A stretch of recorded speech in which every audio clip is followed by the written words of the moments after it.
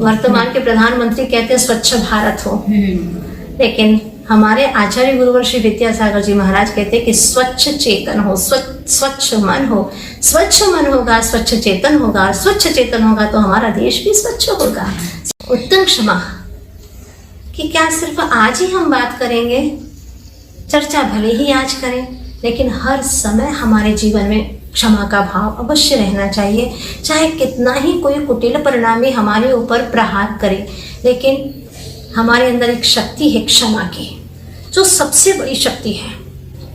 इस त्रैकालिक महापर्व में पहला दिन ही शुरू होता है क्षमा से, मतलब भूमि को बिल्कुल सॉफ्ट कर दो।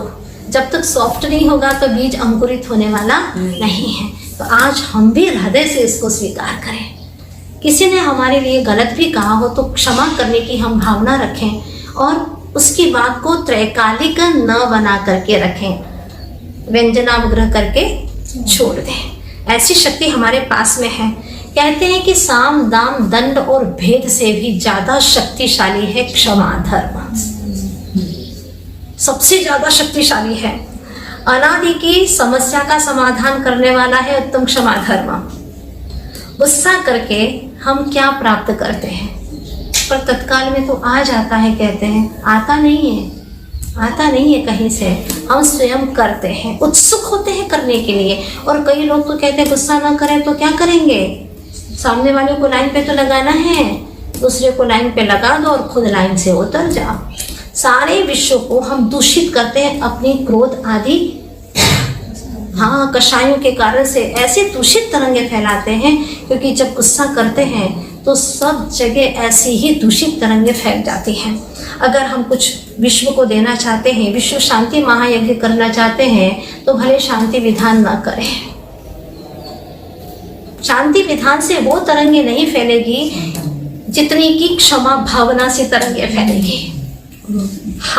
तो हम यही कोशिश करें कि क्रोध का त्याग करके दुर्भावना से पोल्यूशन न फैलाएं। तो बाहर से नहीं भीतर से स्वच्छ होगा। बहुत बड़ा उपदेश मिलता है कि पूरी कोशिश, पूरा प्रयास करेंगे कि अनादिकाल से राग द्वेष आदि परिणामों से अपनी चेतन आत्मा को इतना मलिन करके रखा है कि हम अपने आप को ही, अपनी आत्मा को ही क्षमा से नहीं भर पा रहे। एक बार तो क्षमा करें कि हे आत्मन, हे मेरे चेतन, मैंने तुम्हें गंदा कर दिया, अनंत अनंत काल से राग द्वेष से परिपूर्ण कर दिया। लेकिन आज उत्तम क्षमा के इस पावन अवसर पर मैं सबसे पहले अपने से ही शुरुआत करता हूँ। आदि ही दम का दमम, आत्महित करना चाहिए सबसे पहले। तो पहली क्षमा कि मेरे चेतनात्मा मुझे क्षमा करो। मैं ही क्षमा करने वाला, मैं ही क्षमा मांगने वाला, और क्षमा भी स्वयं में ही है, कहीं बाहर में नहीं है। ये वास्तव में निश्चय क्षमा है।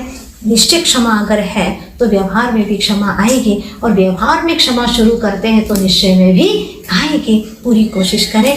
बोलिए 10 लक्षण महापर्व के